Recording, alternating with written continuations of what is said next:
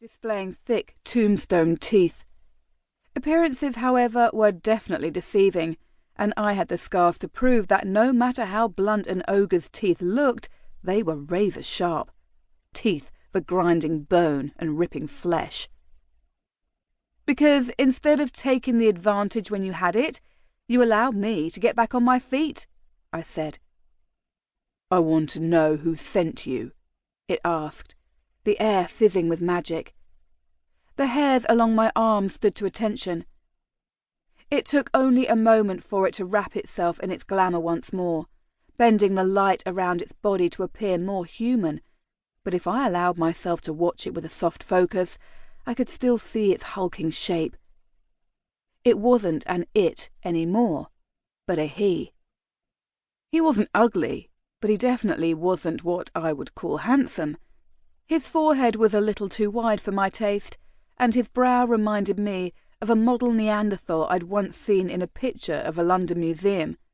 His eyes were brown, and his nose looked like the gods had simply placed it in the centre of his face without any care or consideration for how it would look alongside the rest of his features. He had perfectly shaped lips that on any other man would be made for kissing, but that was the last thing I'd ever want to do with him. The dimple in his cheek was a nice touch, though.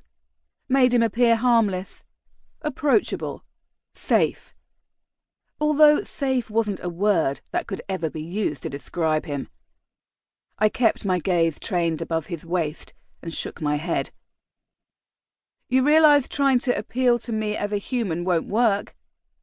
He nodded and continued to watch me with an air of nonchalance, a lazy grin playing around his lips as his gaze roamed over my body. I thought I'd level the playing field a little. Can't very well have my fun if I accidentally crush you to death. The way he used the word fun brought bile racing up the back of my throat. I'd seen what his type of fun had done to his other victims. 4, to be exact. All women, all blonde, mid-20s usually, although his latest had been 31. I'd heard about the case on the news and known the monster committing such atrocities wasn't human. From there, it wasn't hard to use my contacts in law enforcement to get my hands on the case files.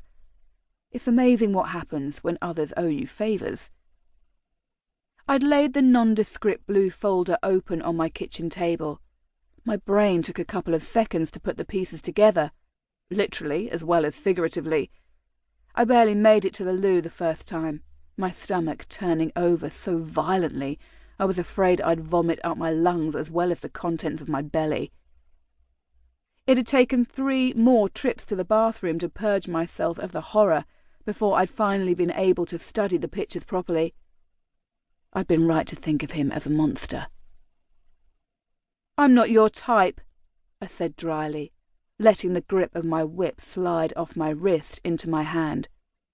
He cocked his head to the side, and I knew he'd felt the slight rustle of magic as the whip went from cool armlet to weapon.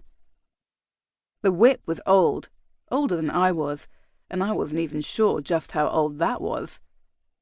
The one I'd stolen it from had said it was made from the skins of the snakes that crowned Medusa's head, and considering what the whip could do, the story didn't seem that far-fetched. Kinky, he said. I look forward to opening your skin with it.